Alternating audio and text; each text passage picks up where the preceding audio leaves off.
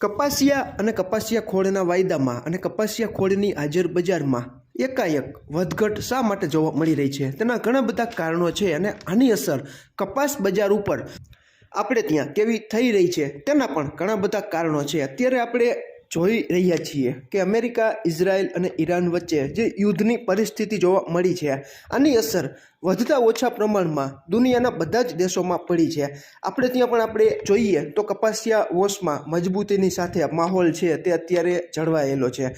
કપાસિયા તેલ પહેલાંનું કપાસિયા વોશ આવે જે રિફાઇન્ડ થઈને કપાસિયા તેલ બને છે, તેમાં પણ અત્યારે ખૂબ સારી એવી રિકવરી છે. કારણ કે આયાતી ખાદ્ય તેલો જેમ કે પામોલિન હોય, સૂરજમુખીનું તેલ હોય કે બીજા અન્ય ખાદ્ય તેલો હોય, તેમાં વધારાઓ છે તે યુદ્ધને લીધે સપ્લાય ચેનલ ખોરવાઈ જાય છે. એટલે મોટાભાગે બજારમાં વાતાવરણ છે તે તેજી તરફી બની જતું હોય છે.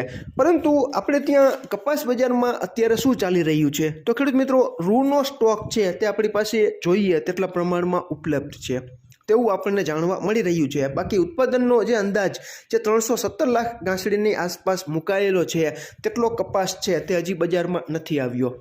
આપણે આ વર્ષે શું થયું કે આયાત છે તે રૂની મોટા પાયે કરી. હવે આપણે જેટલા લાખ ગાંસડી રૂ આવ્યું હોય તે પાકો માલ થઈને આવ્યું હોય. હવે દાખલા તરીકે આપણે 40-45 લાખની આયાત કરી હોય તો તેમાંથી નીકળતા કપાસિયા છે તે ન આવ્યા હોય, એટલે કપાસિયાની શોર્ટેજ ઊભી થઈ હોય. આપણે રૂની આયાત કરી છે. તમે એક વાત ખેડૂત મિત્રો સમજજો, એટલે તમને બજારનું તાર્કિક ખ્યાલ છે, ગણિત છે તે સમજાઈ જશે. આપણે દાખલા તરીકે 40-45 લાખની આસપાસ કદાચ રૂની આયાત કરી હોય તો માત્ર રૂનો જ જથ્થો આવ્યો હોય. ભારતમાં ખેડૂત મિત્રો આપણે 40 લાખ રૂ બનાવવા માટે ઘણો બધો કપાસ જોઈએ. હવે આ કપાસનું જેનિંગ થાય એટલે કપાસિયા છૂટા પડે. કપાસિયા છૂટા પડે એટલે બજારમાં ઉપલબ્ધ જથ્થો છે તે ઘણો બધો વધી જાય. પરંતુ આપણે ડાયરેક્ટ મોટા પ્રમાણમાં રૂની આયાત કરી હોવાથી કેટલા લાખ ગાંસડી રૂની આયાત કરી તેનું પરફેક્ટ આંકડો આપણી પાસે નથી, એટલે આપણે નથી જણાવતા. પરંતુ મોટા પાયે રૂની આયાત ભારતે વિદેશમાંથી આ વર્ષે કરી છે, એટલે સ્વાભાવિક રીતે જ તેટલો જથ્થો જેટલો આવ્યો હોય તેની સામેનો જથ્થો કપાસિયાનો આપણને ન મળ્યો હોય. કારણ કે આપણે કપાસિયાની આયાત નથી કરી, એટલા માટે કપાસિયા અને કપાસિયા ખોળની બજારમાં એકાએક વધઘટ છે તે જોવા મળી રહી છે. બીજું કે અમેરિકા ભારત વચ્ચે જે વેપાર કરાર થયા તેમાં ખેડૂત મિત્રો DDGS જે ખોળ અમેરિકાથી ભારત આવવાનો હતો 5 લાખ ટનની આસપાસ, તે કોકડું યુદ્ધને લીધે કેટલે પહોંચ્યું અને કેવું ગૂંચવાણું છે તેની માહિતી આપણને જાણવા નથી મળતી. પરંતુ DDGS શું છે ખેડૂત મિત્રો? DDGS એટલે કે ડિસ્ટિલર્સ ડ્રાયડ ગ્રેન્સ વિથ સોલ્યુબલ્સ. હવે આનો મોટો નિકાસકાર છે તે અમેરિકા છે. હવે યુદ્ધ જેવી પરિસ્થિતિમાં સપ્લાય ચેનલ ખોરવાઈ જાય છે, એટલે DDGSનો જે ભારતમાં જે અમેરિકાથી જે આયાત ડ્યુટી ફ્રી આવવાનો હતો, જે 5 લાખ ટનની વાત ચાલતી હતી, આ ડ્યુટીમાં રાહત આપવામાં આવી. આટલો જથ્થો અમેરિકાથી ભારત મંગાવે 5 લાખ ટન DDGS ખોળ, તો તેમાં 0% આ માલ આવવાનો હતો. પરંતુ આ યુદ્ધ જેવી પરિસ્થિતિ અચાનક નિર્માણ થઈ ગઈ અને આની કામગીરી અત્યારે અમેરિકા તરફથી કેવી થઈ રહી છે તેની કોઈ પાસે માહિતી નથી. એટલે DDGSનો જે 5 લાખ ટનનો જથ્થો ભારતમાં આવવાનો હતો તેની પ્રોસેસ ચાલી રહી છે કે નથી ચાલી રહી તેની ખબર નથી. પરંતુ કપાસિયા ખોળના વાયદા વધી રહ્યા છે, એટલે તેમાં કંઈક હલચલ તેજ થઈ રહી છે તેવું આપણને જાણવા મળી રહ્યું છે. એટલે જ કપાસિયા અને કપાસિયા ખોળના હાજર બજાર અને વાયદા બજાર છે તે ઉછાળા મારી રહી છે. હવે 5 લાખ ટન જેટલો જથ્થો ભારતમાં આવે તો કંઈ એટલો મોટો જથ્થો ન કહેવાય. ભારતના કુલ પશુ આહારના વપરાશનો લગભગ 1% જેટલો જ આ જથ્થો છે તે થાય છે. ટૂંકમાં આનું મુખ્ય હેતુ DDGS આયાત ખોળનો એવો હતો કે પશુ આહારની જે અછત છે તેને આપણે પહોંચી વળીએ. હવે બીજો કોઈ હેતુ હોય તો આપણે નથી જાણતા. ટૂંકમાં આ કોકડું છે તે અત્યારે ગૂંચવાયેલું છે અને DDGS છે તે ખાસ કરીને અમેરિકામાં મકાઈ આધારિત ઇથેનોલનું મોટા પાયે ઉત્પાદન થાય છે, જેમાંથી DDGS જે ખોળ છે તે એક આડ પેદાશ તરીકે મળે છે.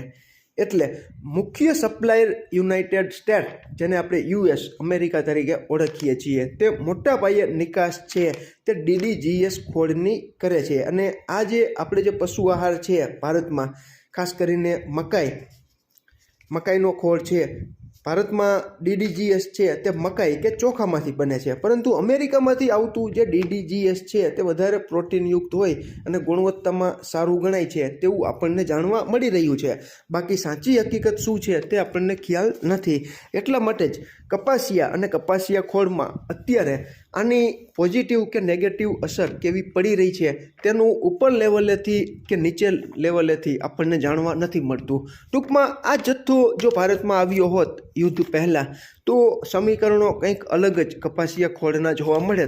તે ચોક્કસ આપણે બજાર ઉપર આની DDGSની વધતા ઓછા પ્રમાણમાં અસર જોવા મળે જ. પરંતુ અત્યારે આ કોકડું એવું ગૂંચવાણું છે કે શું પ્રોસેસ થઈ છે, વેપાર કરાર પ્રમાણે કેવા નિયમો હતા, તેની પણ માહિતી છે તે આપણને પરફેક્ટ જાણવા નથી મળતી. પરંતુ અત્યારે કંઈક ને કંઈક આ કોકડું છે તે ગૂંચવાયેલું છે.